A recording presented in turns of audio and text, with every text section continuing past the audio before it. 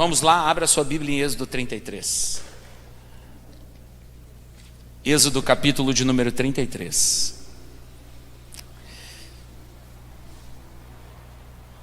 Quantos estão com pressa hoje? Ah, que bom, ninguém.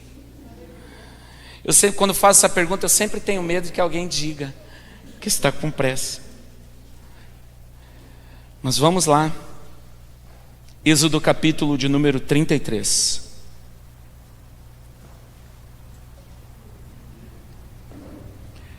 Você consegue perceber a liberdade que há nesse lugar aqui essa noite? Muito bom.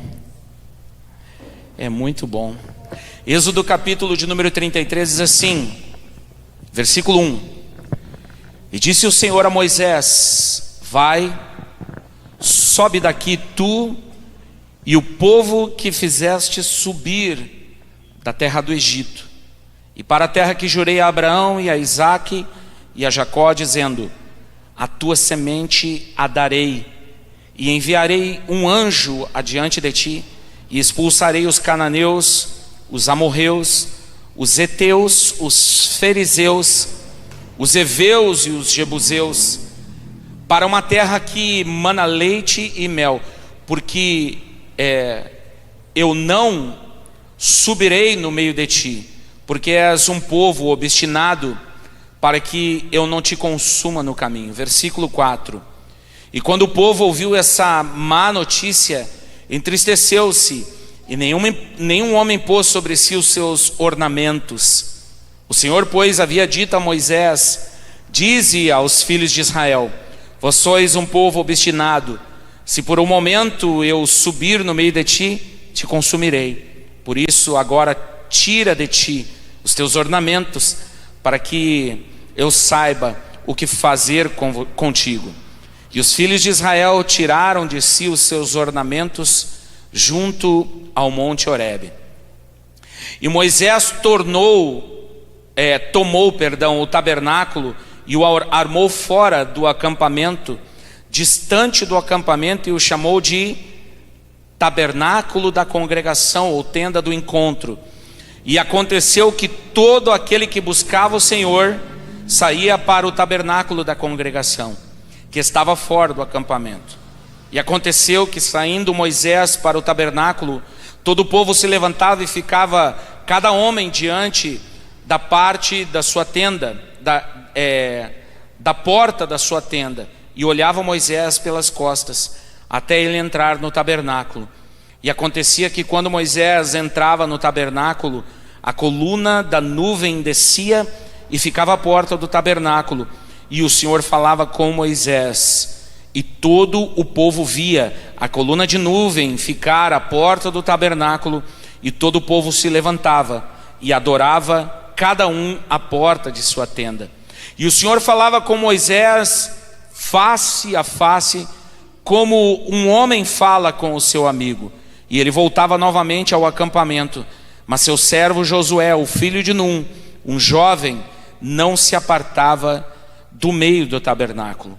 Versículo 12. E disse Moisés o Senhor: vê, tu me dizes, faz subir este povo, e não me deste a saber quem enviarás comigo, mas disseste: conheço-te pelo nome, e tu encontraste graça aos meus olhos. Por isso, agora rogo-te, se encontrei graça aos teus olhos, mostra-me a tua glória, ou mostra-me o teu caminho, para que eu te conheça, para que eu encontre graça aos teus olhos e considere que esta nação é o teu povo.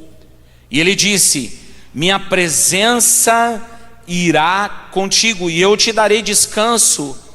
E ele disse-lhe: se tua presença não for comigo, não me faças subir daqui.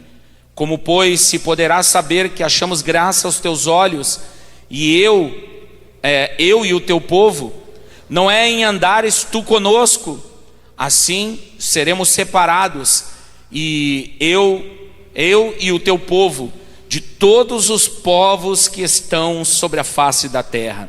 E disse o Senhor a Moisés: Farei também isto que disseste, pois encontraste graça aos meus olhos, e eu te conheço pelo nome.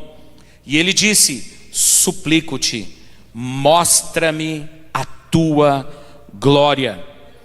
Versículo 19, e ele disse: farei toda a minha bondade passar diante de ti, e proclamarei o nome do Senhor diante de ti, e terei misericórdia de quem eu tiver misericórdia, e me compadecerei de quem eu me compadecer.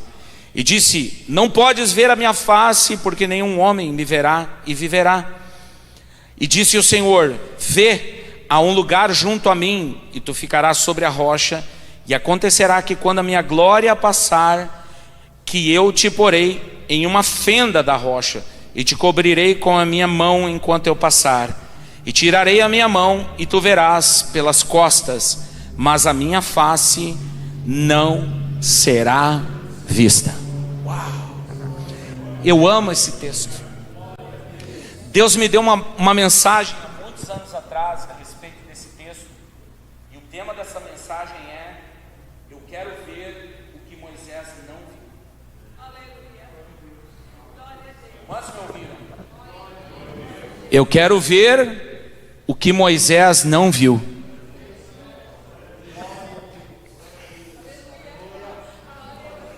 Eu vou me esforçar ao máximo aqui. Vamos lá. O que Moisés queria ver? A face, a glória, a revelação na íntegra de quem Deus é. De quem Deus é. Muitos de nós podemos saber o que Deus fez, mas nem todos sabem quem Deus é. Podemos saber quais foram os feitos do Senhor. Agora, nesse exato momento, alguém está sendo curado, alguém está sendo liberto, alguém está sendo batizado no Espírito Santo, alguém está tendo o seu nome escrito no livro da vida.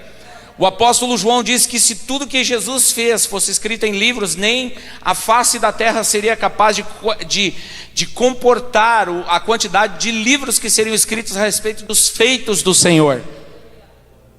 Agora, eu não conheço Deus apenas sabendo aquilo que Ele fez.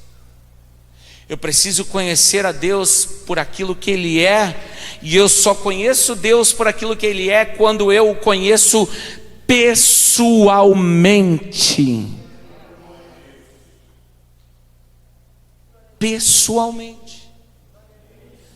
Pessoalmente.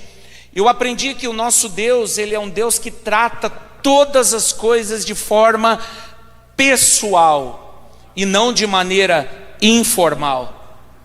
Tudo para Deus é pessoal, tudo para Deus é íntimo. O apóstolo Paulo diz que nós devemos levar diante dele todas as nossas necessidades, todos os nossos anseios, porque não é apenas despejarmos diante de Deus os nossos problemas. O que o apóstolo Paulo quis dizer com isso?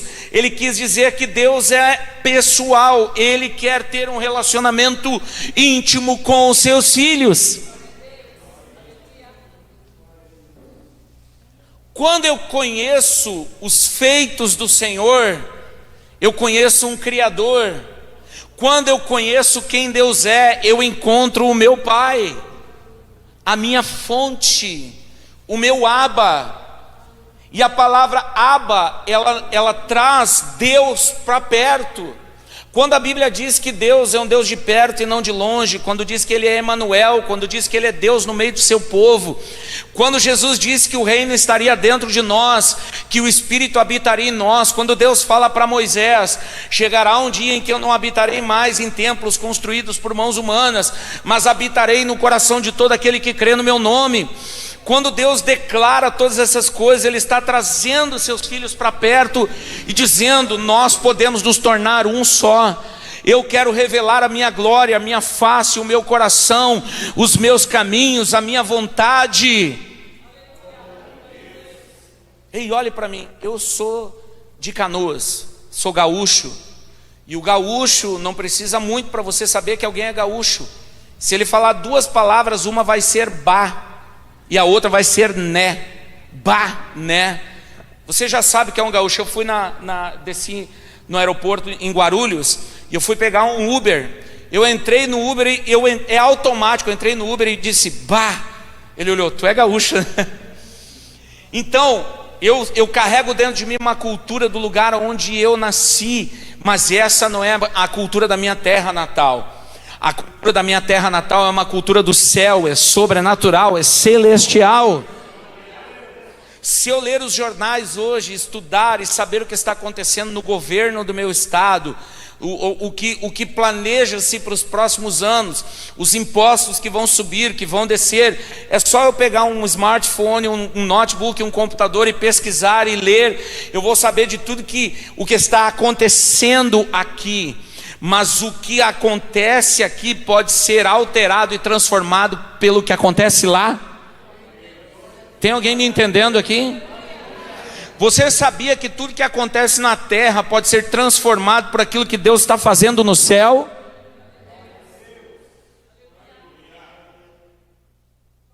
Eu acho que eu estou no caminho. Estou no caminho. Então, tudo para Deus é pessoal, íntimo. O desejo do coração de um pai é que os seus filhos o conheçam. Tem uma ministração em um seminário que nós fazemos para líderes de ministério de crianças, jovens e adolescentes, que o tema dessa ministração é conhecer versus experimentar. Eu posso conhecer Deus sabendo tudo que Deus fez, tudo que Deus sabe e tudo que Deus quer fazer, mas ainda assim não experimentar Deus. A Bíblia diz que eu devo provar e ver que Deus é bom. Provar e ver de que o Senhor é bom.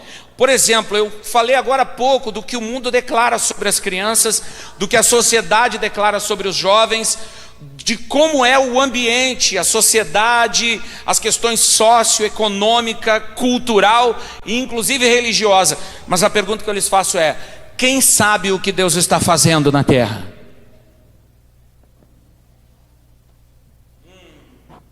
Boa pergunta, né? Você sabe o que Deus está fazendo agora na terra? Você sabe quais são os planos de Deus para Limeira? Você sabe o que Deus está projetando agora para o seu ministério, para a sua família, para o contexto que rodeia você todos os dias? O que Deus planeja agora?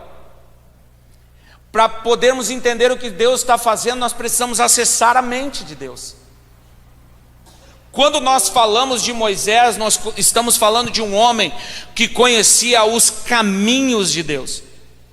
O salmista, o rei Davi, escreveu: os filhos de Israel viram os feitos de Deus, mas Moisés conhecia os seus caminhos. No texto que nós lemos diz: Senhor, se tu está dizendo que eu conheço os teus caminhos, e que o Senhor achou graça, então eu quero te pedir algo. Porque Deus queria enviar um anjo, e Moisés disse: se a tua presença não for comigo, eu não saio daqui. Daqui eu não saio, daqui ninguém me tira. Você acha que Moisés estava desafiando Deus? Absolutamente não. Moisés estava declarando a necessidade de que Deus e a sua presença eram cruciais para que a missão tivesse êxito. Vamos dizer que Deus diga para você: o povo que você está liderando é um povo cabeça dura, coração duro. Você aceitaria um desafio de conduzir esse povo sem Deus? Como assim? Não, quem sabe, talvez. Usaria um método. Métodos funcionam por um período de tempo. Vamos lá, gente. Você aceitaria o desafio? Não. Obrigado. Deus diria: seguinte, eu vou te dar as minhas ordens, grava bem elas aí, faça isso, certo? Pode conduzir o povo. Aí Deus senta numa poltrona confortável, toma um suco de laranja, e você fica parado ali. Aí você para por um tempo e pensa. Você vai até Deus e diz: tudo bem, mas o Senhor não vai comigo? E Deus disse: não vou com você. E aí qual é a resposta de Moisés? Se a tua presença não for, eu não vou. Quantos de nós fazemos tantas coisas sem a presença de Deus?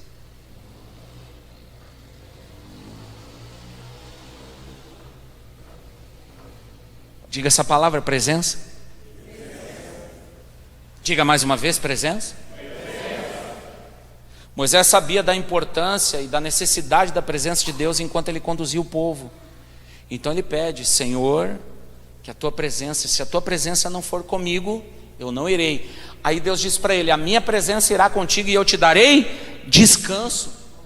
Uau! E eu te darei? E eu te darei? Quando um discípulo de Jesus chega para mim e diz assim: pastor, o que eu estou fazendo está me deixando cansado. O que você acha que está faltando naquilo que ele está fazendo? Se a presença dá descanso e eu estou cansado, isso significa que alguém está faltando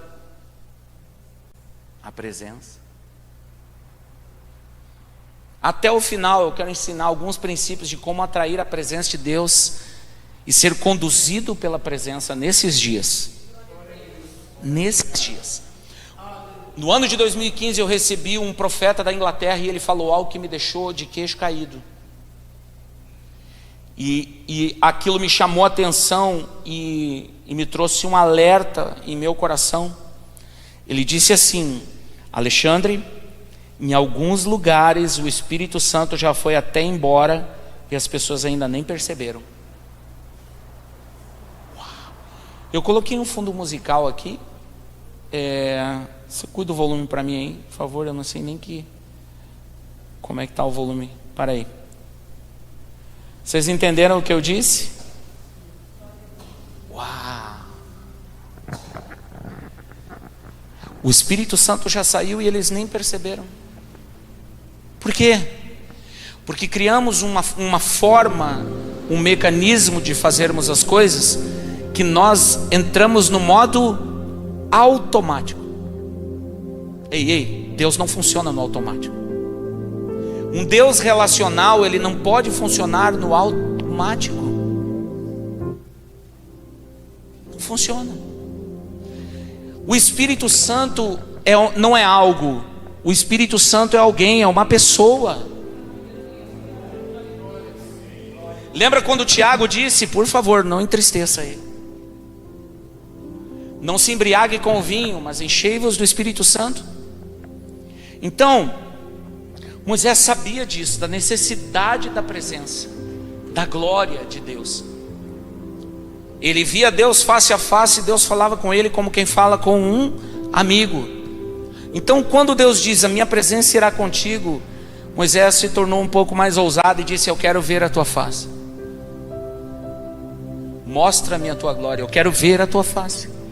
Deus disse: Moisés, não vai rolar, não tem como. Porque se você ver, você vai morrer. Eu não quero te matar, Moisés, mas o teu coração é faminto e eu tenho andado contigo. Eu vou fazer algo por você. Eu vou te colocar na fenda de uma rocha no alto daquela penha, e eu vou fazer passar toda a minha bondade diante de ti, e eu vou colocar a minha mão sobre o seu rosto, e depois que eu passar, eu tiro a mão e você me vê caminhando de costas. Moisés não viu a face dele, não teve a revelação de quem Deus é na íntegra, mas ele tinha um relacionamento íntimo com o Pai. Ele conhecia o coração de Deus em um tempo em que o Espírito Santo era restrito. Não é verdade, pastores? O Espírito não era derramado sobre todos. Moisés teve uma experiência com Deus incomum, que inclusive gerou medo no coração dos filhos de Israel. Ele sobe a montanha, fica 40 dias lá, e quando ele desce, o rosto dele brilhava. Ele teve que colocar um véu, porque o povo de Israel tinha medo, inclusive, de se aproximar de Moisés. Tamanha era a glória de Deus na vida de um homem que ficou 40 dias dentro da nuvem da glória de Deus. Agora escute, é possível ter uma experiência sobrenatural com Deus hoje. Vou repetir, é possível ter uma experiência sobrenatural com Deus hoje. É possível. É possível ver a glória de Deus, é possível ter um relacionamento profundo com o coração do Pai, é possível ver Deus de perto. Anota isso aí para mim, que é a primeira vez que eu falo isso. É possível ver Deus de perto. É possível tocá-lo, é possível vê-lo, é possível ouvi-lo.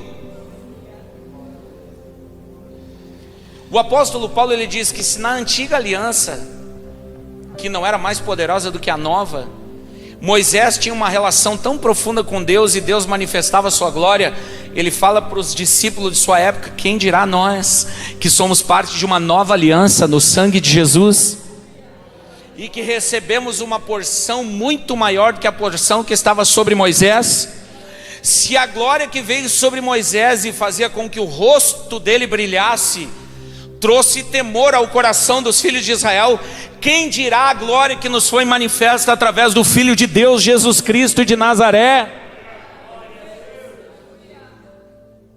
Uau! Meu Deus! Você faz ideia do que isso significa? É muito mais do que um culto, é muito mais do que uma canção, vai muito mais além do que a maioria das pessoas tem experimentado nesses dias.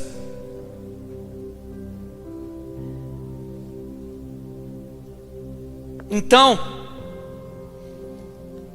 Moisés não viu a face de Deus.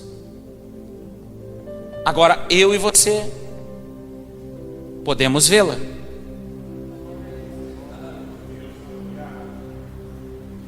Eu amo crianças, pastores, sabe por quê? Crianças são incríveis.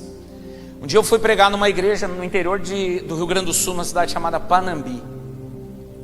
Eu estava com o cabelo mais comprido, como está na foto ali. Preguei 2 noites lá. Uma explosão de milagres.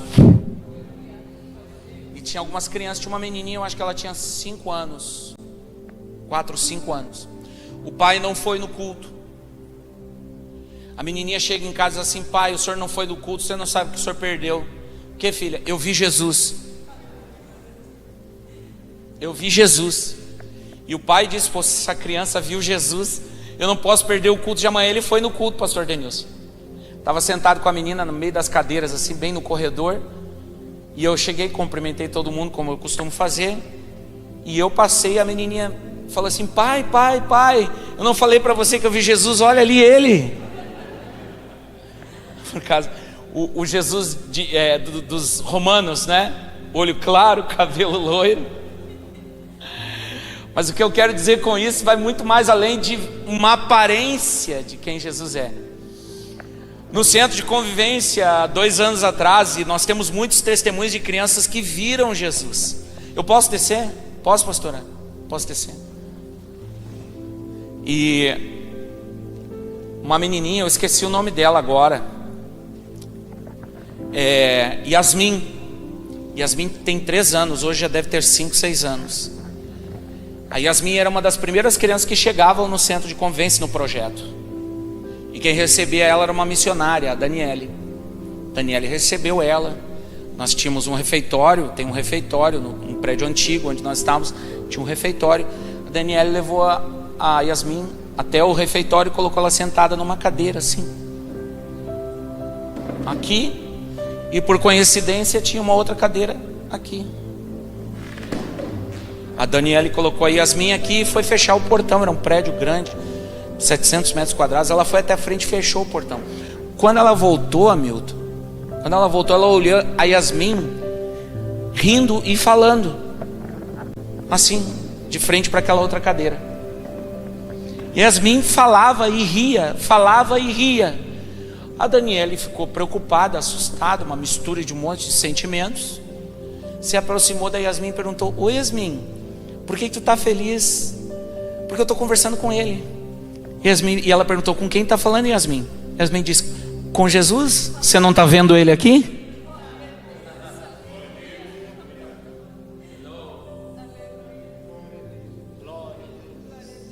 Você está com ciúmes da Yasmin, né? Seja sincero.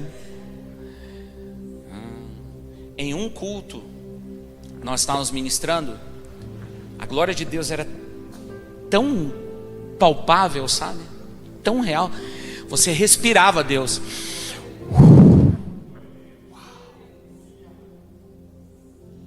As crianças começaram a chorar. Algumas aqui, outras lá, outras acolá. E eu fui numa das crianças e perguntei: por que você está chorando? Pastor, eu estou vendo, eu vi Jesus. Me conta como ele é. Aí a criança me descreveu o que ela viu, pastora. Eu disse: vou fazer um teste, porque algo me diz que aquela criança do outro lado viu Jesus também. Eu saí daqui, fui lá do outro lado e perguntei: por que você está chorando? Eu vi Jesus, então me diz como ele é.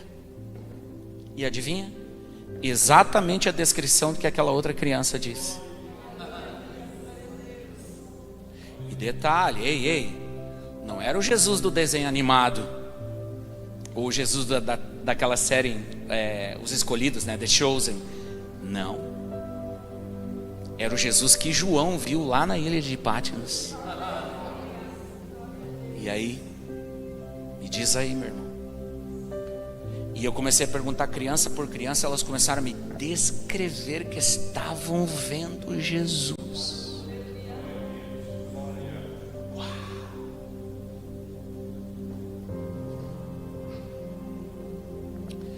Eu vou contar algo para vocês que não é uma novidade para ninguém aqui. O Espírito Santo é mais real do que qualquer pessoa nesse recinto aqui essa noite.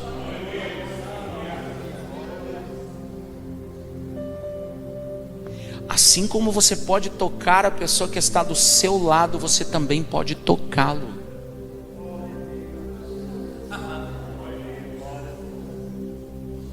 Eu não tenho muito tempo hoje aqui, então nós já vamos começar a ir direto ao ponto. Mas qual é o seu desejo? Aqui, dentro de você, o que você quer? Pelo que você anseia? Qual é a fome do seu coração? Qual é a fome do seu coração?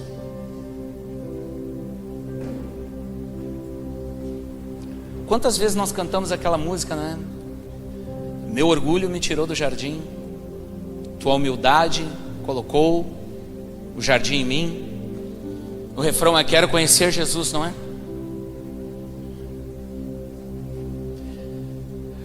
Como podemos conhecer alguém com quem nós não nos relacionamos?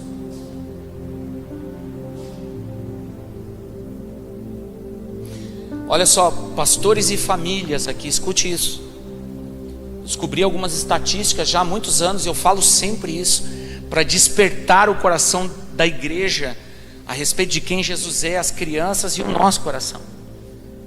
Sabe quanto tempo um pai ou uma mãe, entenda, isso é uma estatística. Talvez aqui alguém está na contramão dessa estatística e vai dizer: não, eu passo muito tempo com os meus filhos. Mas quando se pega ali uma estatística de tempo, certo? 30 dias no mês, 7 dias da semana, 24 horas por dia, soma-se tudo e se divide pelo tempo que um pai fica com o filho. Sabe qual é o resultado? A média? Vocês estão prontos para ouvir? Não, vocês não estão prontos. Ninguém está pronto para ouvir isso, meu irmão. 23 segundos. Isso não choca você? Depois nós não sabemos o porquê que os nossos filhos são influenciados pelo mundo. Depois a gente não sabe porquê que quando eles chegam na adolescência eles saem da igreja. Você sabia que 80% das crianças, quando chegam na idade de jovens, Hamilton, vocês que estão se empenhando nesse retiro de jovens, 80% das crianças, quando chegam na idade de jovens, eles saem da igreja? Vocês sabiam que 70% das crianças, quando chegam na adolescência, eles saem da igreja? Por quê? Mas aí o que a gente faz? Aí nós tentamos mantê-los, e esquecemos que a única coisa que pode manter alguém na presença de Deus é o Espírito Santo. A Bíblia diz assim: ensina o caminho que ela deve andar. Sabe o que muitos de nós fazemos? A gente não ensina, a gente traz para a igreja. Trazer para a igreja não é o mesmo que ensinar. E a Bíblia diz que eu devo ensinar os meus filhos como? Vamos lá, uma das leis, um dos princípios da lei mosaica: sentado na mesa e andando pelo caminho. Eu é quem revela a glória de Deus para os meus filhos. Eu sei que às vezes é algo pesado de se ouvir, não é? Mas nós nos isentamos da nossa responsabilidade, e eu não falo só ministério, mas muitos pais e mães, e depois queremos exigir que aqueles que estão à nossa volta façam algo para tentar trazer de volta, para tentar consertar. Vou contar um segredo para todos que estão aqui hoje, que vai chocar você, você vai ficar, vai trazer uma consciência muito linda para o seu coração. Uma criança em Israel, ela começava a ser ensinada a respeito da Torá com 4 anos. 4 anos. Nós olhamos para as crianças hoje e dizemos: elas são jovens demais para entender isso. Elas não têm idade para entender isso. Quando foi que Deus chamou Jeremias? Alguém sabe me dizer? Jeremias capítulo 1. Jeremias, eu te chamei. Quem chamou Jeremias? Deus. Eu te chamei. Depois Deus diz quando? Quando que Deus chamou Jeremias? No ventre. Para ser o quê? Profeta.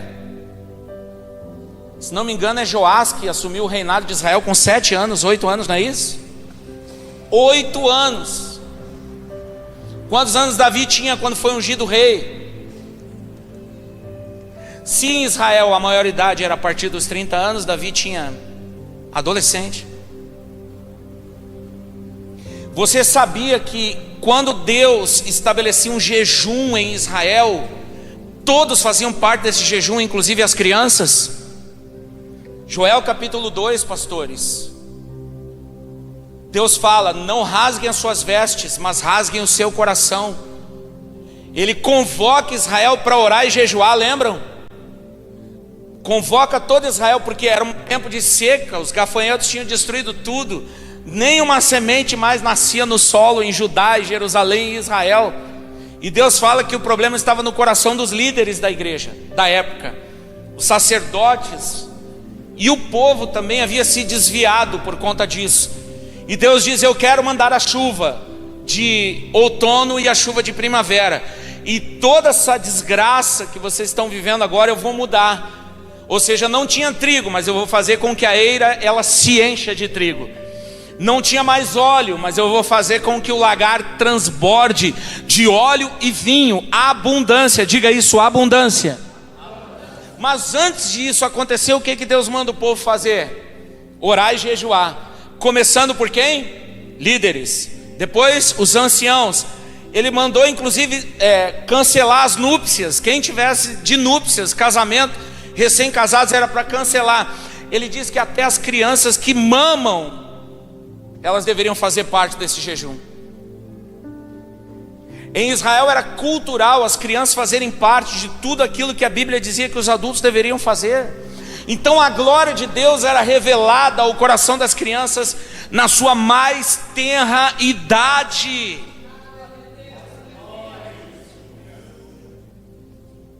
Agora veja bem, nós estamos falando de Moisés, nós estamos falando de uma antiga aliança. Nós somos parte de uma nova aliança em Cristo Jesus. Pelo poder do sangue, nós nos tornamos filhos e filhas e somos parte dessa nova aliança no sangue dele, amém? Isso não faz de nós apenas, entenda, não somos apenas cristãos. Não somos apenas evangélicos. Nós somos aqueles que carregam a revelação da glória de Deus. De quem Deus é. Vou fazer uma pergunta para vocês. Alguém sabe me dizer qual é o nome de Deus na nova aliança? Qual é o nome de Deus na antiga aliança? A gente poderia dizer Yahvé, Jeová, Yahvé, o eu sou.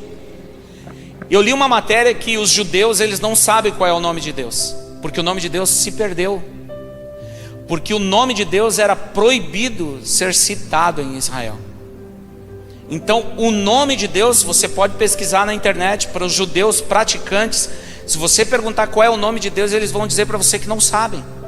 Eles sabem que é Adonai, é o Shaddai, os 7 nomes redentores de Deus, Shalom, o Senhor é a minha paz, o Senhor é a minha cura, o Senhor é a minha provisão, Nissi, Rafá. Mas o nome de Deus se perdeu. E esses tempos eu perguntei qual é o nome de Deus na nova aliança, porque o nome de Deus é revelado na nova aliança. Quem revelou o nome de Deus na nova aliança? Arrisquem, não perde ponto, não vai perder nota, não está valendo nota, pode arriscar. Jesus revelou o Pai. Ele disse: eu não sou o Pai, eu sou o caminho que leva para o... Então, Jesus é o caminho e o Pai é o destino. Jesus veio para revelar quem Deus é. E quando Jesus revela quem Deus é, qual é a natureza que Jesus revela a respeito de Deus?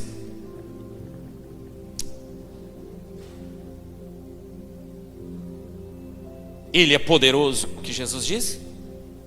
Ele é grandioso. Quando ele nos ensinou a orar em Mateus 6, o que ele disse? Quando vocês orarem, orem assim. Interessante, não é? Então qual é o nome de Deus no Novo Testamento? Pai. Agora você imagina comigo, pastor, era proibido falar o nome de Deus, e Jesus vem e diz: não apenas você pode falar, mas como também pode chamá-lo de...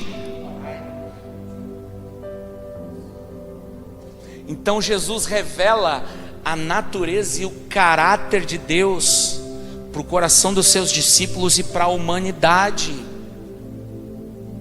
para mim e para você hoje. E o Espírito Santo é quem testifica em nossos corações quem Deus é e quem nós somos.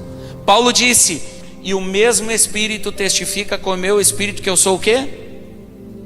Que eu sou o quê? Que eu sou? Por que a gente gosta tanto de assumir uma identidade daquilo que nós não somos? Por exemplo, pastor é a minha função, não a minha identidade. O que eu sou não está no meu dom e nem no meu ofício. O que eu sou está na natureza que Deus revelou a mim. Eu sou filho, diga essa palavra, filho. Gálatas capítulo 4 diz que eu não sou mais escravo. O que fez com que eu deixasse de ser escravo? O Senhor Jesus, Ele intercedeu junto ao Pai, e o Pai enviou o Espírito do Filho para habitar em mim. E eu amo o que Paulo fala como o Espírito foi derramado. Ele diz: e o Espírito do Filho foi derramado em seus corações. E porque o Espírito do Filho foi derramado em seus corações, vocês não são mais escravos, e vocês são filhos. E porque vocês são filhos, vocês têm direito a uma herança. Essas crianças, elas têm direito a uma herança? Sim ou não? Você tem direito a uma herança?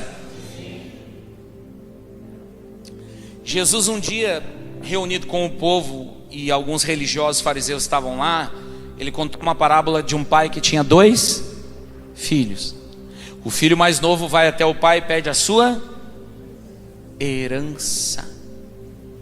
O pai dá a parte da herança para o filho vai para uma terra distante, vive daquele jeito, gasta tudo, a terra passa por uma crise, gasolina a 6,80. Desde o ano de 2012 eu não reclamo mais do preço da gasolina. Eu estava descendo a Serra Gaúcha a 1h da manhã, por uma estrada que não tinha posto de gasolina. Aquela luzinha amarela do painel que fica piscando para você assim, o que significa? Está na reserva, né? Então você tem poucos quilômetros para parar e abastecer o carro. Eu estava a 100 quilômetros do posto de gasolina mais próximo, aberto, 1h da manhã. O carro do pastor que estava na minha frente, eu dei um sinal de luz para ele, ele parou, eu disse: pastor, você vai ter que ficar atrás de mim, porque se faltar gasolina no meu carro, você vai ter que me socorrer. E aí eu entrei no carro, a minha esposa falou assim: ora, Alexandre, ora, porque Deus vai colocar gasolina no tanque do nosso carro. Eu não disse glória a Deus. Eu tenho que ser sincero, admitir, talvez ela está até assistindo. Eu disse: mulher, vai ver que Jesus vai colocar gasolina no meu carro. E ela disse assim: mas o que tu tem a perder?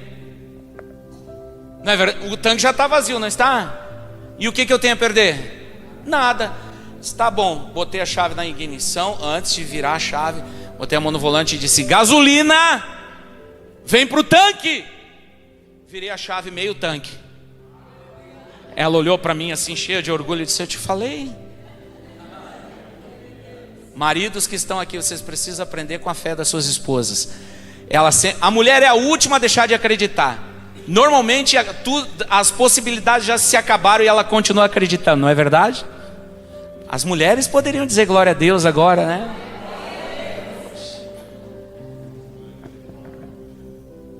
Gasolina vem para o meu tanque, pum, meio tanque de combustível. Então desde o ano de 2012 eu não reclamo mais no preço da gasolina.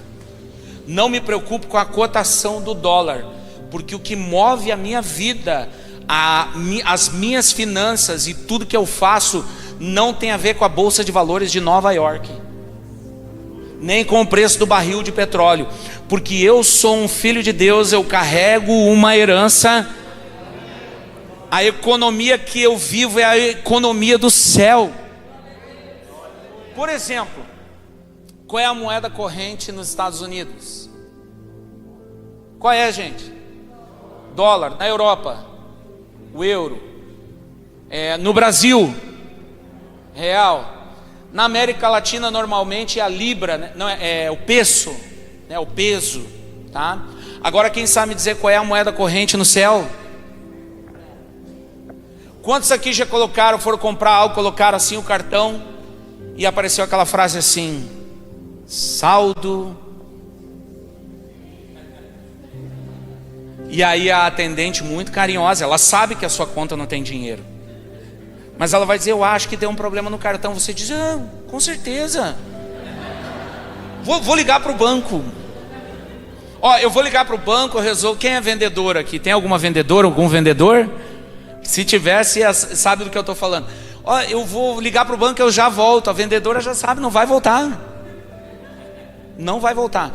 Então, se a moeda corrente no Brasil é o real e aparece saldo insuficiente, é porque eu não tenho crédito, eu não tenho nada, zerado, certo? Você sabe por que muitas pessoas oram e nada acontece? Saldo insuficiente. Porque a moeda corrente no céu se chama fé. Mas como alguém pode se mover em fé se não conhece, não sabe qual é a sua herança e nem a sua própria identidade? Se eu sou filho, eu não peço, eu libero decretos. Nós vamos entender melhor daqui a alguns minutos. Você chega na casa, quem tem o pai biológico vivo aí e não mora mais na casa do pai? Tem o pai vivo? Você tem? Você chegar na casa do seu pai, abrir a geladeira e tem um pudim lá, o que você faz? Come? O que você faz? Você vai lá: ô pai, o senhor por acaso me daria a permissão? Eu nem sei se eu sou digno de comer esse pudim, mas assim, se o senhor tiver misericórdia de mim, pai, o senhor me deixa comer um pudim? É isso que você faz na casa do seu pai? Você entra e come. O seu pai vai saber depois, ele vai abrir a geladeira e perguntar: quem comeu o meu pudim? Aí fui eu, pai. Aí ele vai dizer: ah, tá. Agora, se o pastor Alexandre entra na casa do seu pai, abre a geladeira e come o pudim, eu vou estar tocando em algo que não é meu por direito, não é a minha herança. Então, existem muitos filhos que vivem como órfãos. Esse filho mais jovem, ele perde o direito da sua herança, ele gasta com tudo que podia gastar e não gastar, fica sem dinheiro, começa uma crise naquela cidade, naquela região, e ele vai disputar a comida com os porcos. Você conhece a história. Ele cai em si e ele faz uma declaração: vou voltar para a casa do meu, mas para ser um filho ou ser um empregado? O que ele perdeu? Dinheiro? Se você perder dinheiro, você perde pouco. Se você perder a sua identidade, você perdeu tudo. Todo mundo fica pensando, pastor Denilson, nossa, jogou toda a fortuna fora. Jogar a fortuna fora é uma coisa, perder a identidade é outra. Eu vou para a casa do meu pai, nem que seja para ser um dos seus empregados. A pergunta é, ele é recebido como empregado? Como que o pai o recebe? Número 1, o pai já estava esperando por ele. Estava no portão, na porteira, na fronteira das suas terras. Quando ele vê o filho, ele não espera o filho chegar, ele corre na direção do filho. Ele corre e faz o quê? E o que mais? Beija. E ele dá um decreto: matem o bezerro cevado. Ele já estava engordando um boi para fazer um churrasco. E eu, como gaúcho, eu sei o que é um churrasco. Não discuta sobre churrasco com um gaúcho. Fazer um churrasco, uma festa para o seu filho. Tragam um anel, mudem a roupa dele e coloquem sandálias novas. E digam para todo mundo que o filho que eu achava que estava morto está vivo. É isso? Ele é recebido com festa? Sim ou não? Ele é recebido como filho? Porque essa é a natureza do pai sempre. Ele pecou pra caramba, né? Tudo que ele podia fazer, eu acho que ele pegou tudo aquilo que desagradava o pai e disse: vou fazer um por um. Número 1. Número 2, foi riscando da lista. Mas ele é recebido como bastardo. Quando ele chega, o pai olha para ele e diz assim: ah, guri, o que você fez da sua vida? Olha como você está. É isso que o pai faz? Não, ele o trata como filho. Agora preste atenção num detalhe aqui que eu considero muito importante. Ele pede para que ele traga o anel. O que significa esse anel? O anel é o anel da família. Representa autoridade. Ou seja, a mesma autoridade que o pai tinha, agora o filho tem. Tem muitas pessoas, não poucas, dentro de suas igrejas evangélicas, que eles trocam a roupa, eles calçam as sandálias, eles comem o churrasco, mas eles não têm o anel. A vida de cada um deles demonstra que eles não têm a autoridade do pai. Eles não conhecem qual é a sua herança. Eles não sabem qual é a sua herança em Deus. Então, esse filho volta para casa e recebe uma festa, um churrasco maravilhoso, está todo mundo festejando. Mas o pai tinha 2 filhos. O filho mais velho vinha do campo, ele estava trabalhando o dia todo. Ele vê a festa, chega no empregado e diz: o que está acontecendo? O empregado diz: o seu irmão, lembra? A gente achava que está morto, está vivo. Voltou e o teu pai fez uma festa. O filho olha e diz: não acredito. Onde meu pai está com a cabeça? Esse menino merecia, era um castigo. Ele deveria aprender que o que ele fez é errado. Aí o pai vem até o filho, sai da festa e procura pelo filho. Quando ele chega no filho mais velho, ele diz: o que aconteceu, filho? E o filho diz assim: pai, prestem toda atenção na declaração do filho mais velho, porque as igrejas evangélicas estão lotadas de filhos mais velhos, carregando essa mesma natureza e o mesmo coração desse filho mais velho. Ele disse assim: mas pai, eu sou dizimista, eu participo da ceia, eu cumpro com todos os requisitos que o Senhor me deu na sua palavra, eu faço tudo exatamente como o Senhor escreveu. O filho disse: eu te obedeço sempre, eu faço tudo que o Senhor manda. E o Senhor nunca permitiu que eu fizesse, nem sequer matasse um cabrito para fazer uma festa com os meus amigos. O pai olha para o filho mais velho e diz: filho, você não entendeu. Posso falar algo de coração para coração com vocês que estão hoje aqui? Muitos de nós aqui também ainda não entendeu. E o pai termina dizendo: filho, você não entendeu. Tudo que é meu é seu. Ou seja, a herança estava ali. Ele poderia desfrutar da herança, mas o que ele fazia? Ele mesmo estando junto com o pai, ele ainda se sentia como um empregado. Agora, o que isso tem a ver com Moisés e Êxodo, capítulo de número 33? Diferente de Moisés, eu e você temos acesso ao conhecimento pleno de quem Deus é através de Jesus. Quando Jesus morre na cruz, o véu do templo se rasga de alto a baixo, e o apóstolo Paulo declara que o novo e vivo caminho foi aberto, que nos dá acesso ao trono da graça de Deus. E o Espírito Santo, ele é derramado sobre toda a carne. Olha que interessante, no livro do profeta Joel, que eu citei agora há pouco, diz que o Espírito seria derramado sobre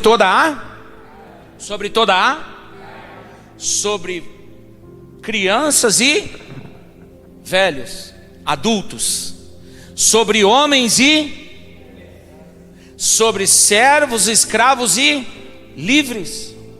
Ou seja, todas as barreiras ideológicas na presença do Espírito Santo são quebradas. Meu Deus. No milagre da multiplicação dos pães e dos peixes está escrito assim: e naquele dia tinham 5.000 homens, sem contar mulheres porque as mulheres e crianças não eram contadas. Agora, quando o Espírito Santo é derramado em Atos, não está escrito lá, não é, pastor Denilson? E o Espírito foi derramado sobre 120 homens. Foi derramado sobre todos que estavam lá. Homens, mulheres e crianças. Ai, meu Deus do céu. Sabe, a maior parte dos obstáculos que as pessoas, que está diante das pessoas para tocar Deus, conhecer Deus, ver Deus e ter um relacionamento com Deus, não foi Deus que colocou esses obstáculos.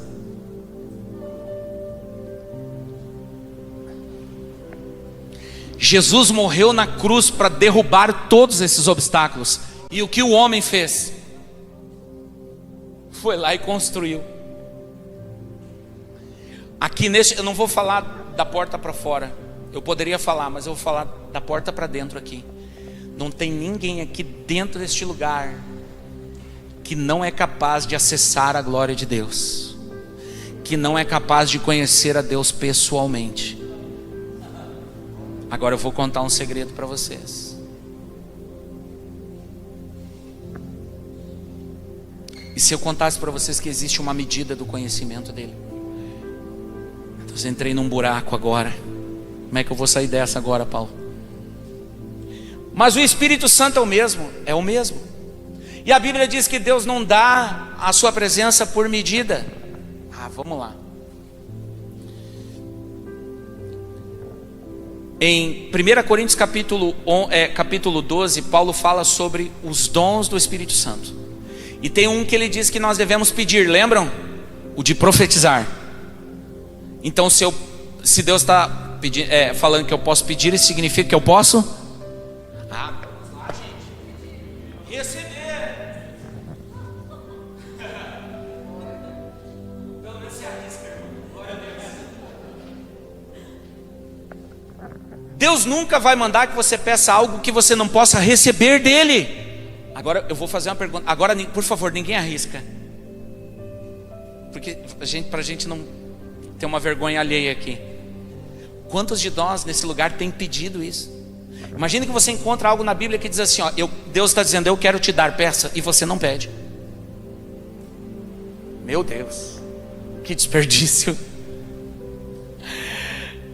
Então existe um dom, uma porção, um nível, que se você pedir, você... Então, será que nós que estamos hoje aqui, se nós pedirmos de todo o coração o dom de profetizar, nós não receberemos? Ai, não levei fé em você não, irmão. Deus disse: peça e eu darei. Jesus disse que inclusive poderia ser uma medida o quê? Uma porção, uma medida como? Uau! Então nós temos aí uma medida, certo? Eu não estou falando de ofício, o ofício está em Efésios. E ele escolheu uns. Eu não escolho ser apóstolo, eu não escolho ser profeta, o ofício. Todos podem profetizar, mas nem todos são chamados como profetas. Ofício é apóstolo, profeta, evangelista, pastor e mestre. Mas a porção do Espírito eu posso pedir. Alguém deve estar entendendo o que eu estou falando hoje aqui, e aonde eu quero chegar com isso. Será que se essas crianças pedirem, elas podem receber? Sim. Sim. Inclusive podem receber uma porção maior que os adultos recebem. Um dia as mães pegaram as crianças e levaram para que Jesus as abençoasse, e os seguranças de Jesus as impediram. E Jesus disse: deixe vir a mim os pequeninos, porque o reino de Deus pertence a elas. Se vocês não se converterem, não se tornarem como uma criança, vocês não vão acessar o reino. Agora, o que é o reino? Paulo diz que não é nem comida e nem, mas é justiça, paz e alegria onde? Então as crianças podem receber o Espírito Santo? Uau! Qual é a medida do Espírito Santo? Qual é a medida do dom? Qual é a medida da unção que você e eu podemos receber? Eu tenho feito uma oração nesses dias, irmão. Eu sou grato, mas não satisfeito. Eu quero mais. Quantos são os jovens que querem mais? O que você seria capaz de deixar para trás para receber mais?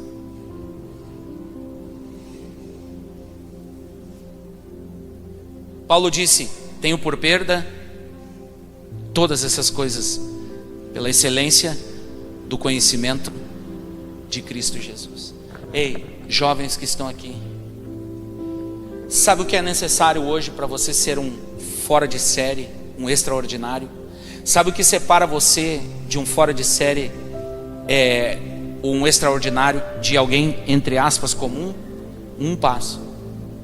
Entra no teu quarto, fecha a tua porta, e o Pai que vem em secreto te recompensará. Agora, vocês que estão aqui essa noite, homens, mulheres, jovens, crianças, a terra nesses últimos 2 anos, ela não foi ferida por Deus, ela está sendo curada por Deus. E assim como nós vivemos um momento que vai ser lembrado por toda a história da humanidade até Jesus voltar, mas o que precede esse momento, eu tenho dado o nome de avivamento, pastora. Nós veremos uma unção de cura sendo derramada sobre a terra como nunca, jamais foi vista. A terra será curada por Deus antes de chegar aquele grande e poderoso dia do Senhor. Deus, Ele deseja manifestar a sua glória nesses dias sobre a terra. E sabe o que Deus está fazendo com o coração dos filhos? Está atraindo o coração dos filhos para o lugar secreto, para revelar a sua glória e a sua face. A natureza de um pai amoroso, que tem uma herança para os seus filhos. Então, o que eu creio, nós vamos entrar em uma estação sobrenatural de milagres, de avivamento, da manifestação da glória de Deus sobre a terra. Entenda isso. Eu creio que o Espírito Santo irá trazer cura para a igreja. O Espírito Santo não vai condenar ou julgar a igreja. O Espírito Santo vai curar a igreja. Vamos ser sinceros, eu posso ser sincero aqui, pastores, vocês me permitem isso? A terra passou por 2 anos.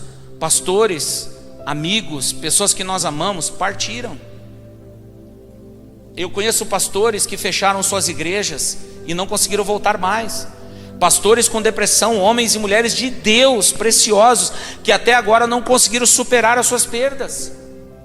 Agora você acha que Deus vai vir e vai dar o tiro de misericórdia? Esse não é o Deus que eu conheço. O Deus que eu conheço é um pai amoroso que ama os seus filhos. A pandemia, o vírus não é obra de Deus, mas a cura será a obra de Deus na terra. Então virá uma unção de cura como jamais vista sobre a face da terra. E Deus vai usar toda a igreja para curar as cidades. Vocês estão prontos para ser um instrumento de cura nesta cidade? Na sua faculdade, na sua escola, na sua vizinhança, no coração dos seus filhos, amigos, familiares, o coração das pessoas que você ama? Você está pronto para ser um instrumento da paternidade de Deus e sarar a terra?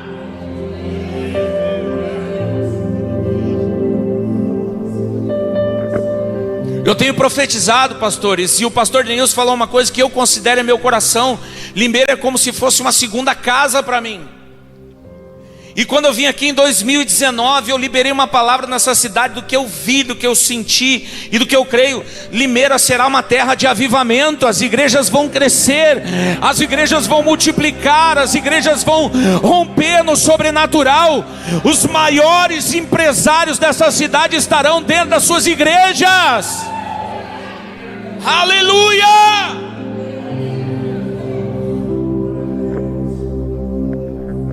Eu queria falar algo, mas está sendo transmitido, eu não vou falar. Uma outra hora eu falo. Eu acabei de dizer que os maiores empresários da cidade estarão congregando nas igrejas dessa cidade.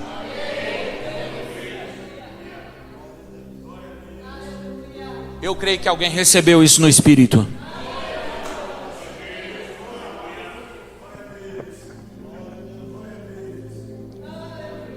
Eu tenho alguns minutos, eu vou falar algumas coisas aqui.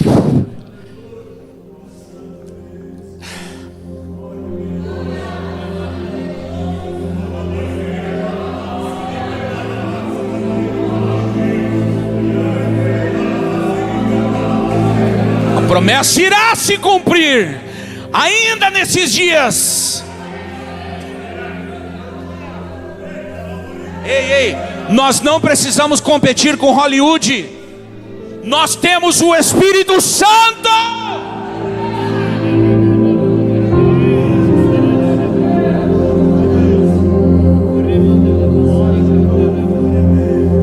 Não se preocupe com o que o mundo coloca sobre a mesa. Você tem uma mesa extremamente, poderosamente mais excelente do que o mundo tem.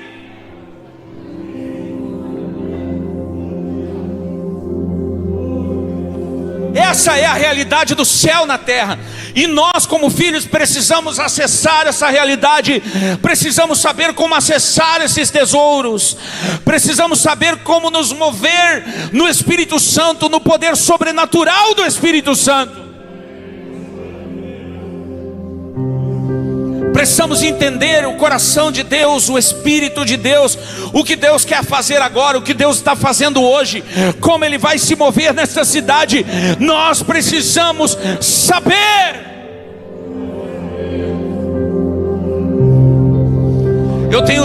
Eu tenho falado com Deus da seguinte forma: Deus, eu não quero que o Senhor esteja onde eu estou, eu quero estar onde o Senhor está. Eu não quero que o Senhor venha fazer algo comigo, eu quero estar naquilo que o Senhor está fazendo. Aleluia!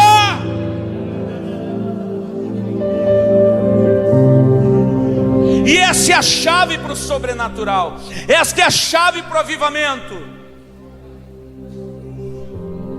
Esse final de semana eu citei com um homem muito simples. Eu quero muito trazer ele para Limeira, fazer uma conferência aqui em Limeira. O pastor Bruno Erulo, esse homem viu um avivamento. Ele ministrou mais de 5 milhões de pessoas. A terra foi impactada pelo que aconteceu em sua igreja em 1994. 30 pessoas orando: Senhor, envia a sua glória, manifesta o teu poder. E a glória de Deus veio, e o mundo foi impactado. O mundo foi impactado. E um dia eu sentei com ele, pastora, e eu perguntei, qual é o segredo? E ele me falou 3 coisas. O coração paterno de Deus, uma vida profunda de intimidade com Deus e cuidando das coisas do coração. Ele olhou para mim e disse: honre a sua esposa. Parece pouco, né? Mas é muito. É muito. Na verdade é tudo. Aí você deve se perguntar: pastor, é só isso? Irmãos, tem algumas pessoas que acreditam que o avivamento virá através de barulho. O avivamento virá através do coração dos filhos. Do coração dos filhos que estão buscando a Deus no secreto, que estão famintos, eles querem mais. No ano de 2003, pastor Denilson, pastora, eu estava na minha cidade de Canoas, um jovem pastor, e eu já tinha visto milagres, mas eu disse: Deus, existe mais. Eu ia todas as semanas para o monte orar, orava por 5, 6 horas todos os dias. Cultura essa de avivamento que eu carrego comigo até hoje. Orar diariamente 1, 2, 3, 4, 5, 6 horas. Isso é parte de uma cultura de avivamento pessoal. Eu estava lá orando, eu disse: Deus, eu sei que existe mais. E no ano de 2010, Deus revelou a glória dele ao meu coração. Eu fui tão impactado pela presença de Deus, eu fiquei por dias chorando, eu fiquei por horas caído no chão, tremendo, gemendo, eu não conseguia me mexer. Eu vi o rosto, eu vi a face, eu vi o fogo, eu achei que eu ia morrer, parecia que a minha pele estava descolando do osso. Uma experiência que eu não sei como descrever para vocês, é indescritível. Eu vi a voz de Deus audível. Deus me falou coisas que, se eu falar para você aqui, você vai se escandalizar, você vai dizer que é mentira. Mas o impacto daquilo que Deus fez na minha vida mudou a minha história para sempre. Essa geração precisa de uma experiência com o céu, com a glória, com Jesus, uma experiência real e poderosa com a glória de Deus. E eu tenho feito uma oração, pastores, e eu quero encerrar com isso. Nós vamos orar por alguns minutos, 120 minutos mais ou menos é o que eu costumo orar. Normalmente essa piada sempre dá certo, mas vocês são sérios, gente, demais. Estou me segurando aqui o meu lado cômico, vocês são muito sérios, né, Paulo? Eu sou mais, né, pastor Daniel, eu sou mais espontâneo, mas vamos lá, é que o negócio é sério mesmo. Vamos lá.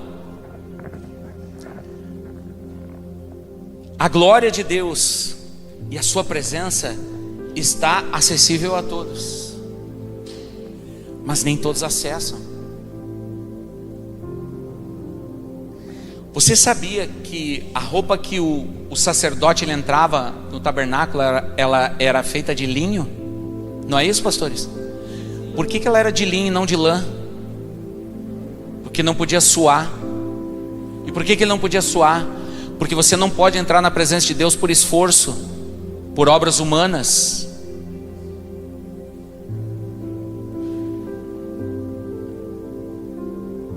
Os nossos métodos, as nossas fórmulas, elas não têm o poder de atrair a glória de Deus. Agora, quando nós buscamos o coração de Deus, eu acho que a irmã que falou sobre Jeremias: buscar-me-eis e me achareis quando me buscares de todo o vosso coração. Eu vi alguém falar no momento da adoração. O que isso significa? O que é buscar de todo o coração para você? Orar 5 minutos por dia? Vir no culto de domingo? O que é buscar de todo o coração? Sabe quando as crianças que fazem parte do nosso projeto, nós temos também, pastora, é uma igreja de crianças. E a reunião de domingo à noite, na verdade, é um discipulado. Eu tenho 20 discípulos que eu estou treinando para se tornarem futuros líderes de nações. Nós não discipulamos pessoas, nós estamos discipulando líderes para as nações. Nós estamos discipulando pessoas para conquistar as nações. tomar o território, manifestar a glória. É isso que nós fazemos como apóstolos, profetas. As crianças lá, elas oram no mínimo 1 hora, orando. Algumas já oram em língua, são batizadas do Espírito Santo, e começam a orar.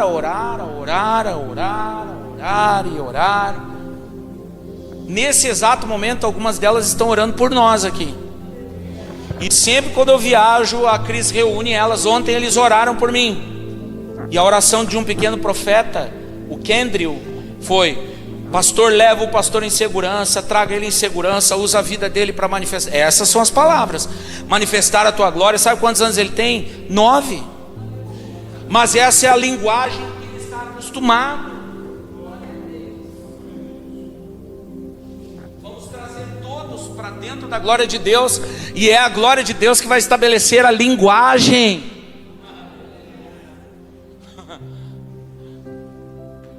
Eu estava falando, não sei para quem eu falei, acho que foi para o Paulo Henrique. No começo, pastora, eu estava ministrando, lá pelas tantas saiu um palavrão. São todas crianças da comunidade, eles cresceram num ambiente onde os pais, infelizmente, têm problemas com drogas. Alguns deles dormem na rua muitas vezes, não vão para o colégio. Eu estou tentando levar alguns deles para irem frequentar as aulas, que até agora eles não foram ainda. A situação é como em qualquer comunidade carente. Mas aí nós começamos a trazer eles para dentro da glória de Deus, e a linguagem começou a mudar, o idioma começou a mudar, o comportamento começou a mudar, tudo começou a mudar.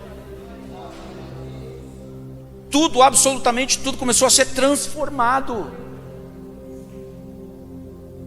Uau!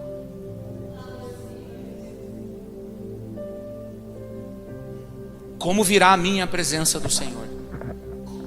Como verei a glória do Senhor? Como eu verei multiplicação, provisão, milagres? Como eu verei os jovens de Limeira sendo tocados pela glória, as famílias?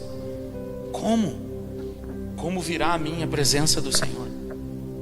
Como? Só tem um jeito: nada substitui a oração. Nada. Não existe substitutos para a oração. Pastor, eu quero ver a minha família transformada. Quanto você ora pela sua família? Pastor, eu quero ver o meu casamento transformado. Quanto que você ora pelo seu casamento? Pastor, eu quero que a minha empresa prospere. Nós queremos muitas coisas, mas quem de nós está atraindo a glória de Deus para aquilo que nós estamos e onde estamos? É sobre isso que eu estou falando aqui esta noite. Eu quero orar com você. Nós vamos ter alguns minutos de oração, se o tempo nos permitir. Eu oro por alguns de vocês, eu ministro. Pode, pastora? Posição de mãos, pode? Pode. Se Deus me conduzir para isso. Mas saiba de uma coisa: existe algo que você pode fazer e que ninguém fará no seu lugar, que é orar. Você não conhece ninguém na história da sua vida se você não se relacionar com Ele. Você pode conhecer Deus de ouvir falar, mas talvez passe 30, 40, 50 anos em uma igreja evangélica, inclusive fazendo coisas para Deus, liderando, fazendo todo o beabá, e ainda assim não conhecê-lo. Deus sabe aquele gerente da empresa que tem o carro com o vidro escuro, né? É o vidro fumê. Você abre o portão para ele todos os dias, faz assim para ele: ô chefe. Ele vai para o gabinete dele, depois no final do dia você abre o portão para ele de novo: ô chefe. Mas nunca tomou um café com ele, nunca comeu um churrasco com ele. Você não tem um relacionamento com ele. Tem pessoas que Deus é o chefão máximo, ela sabe que Ele é o cara, Ele que manda, Ele que determina, mas não o conhecem. Agora nós estamos sendo chamados por Deus para sermos a geração que o conhece. Se coloque de pé, eu quero orar com você.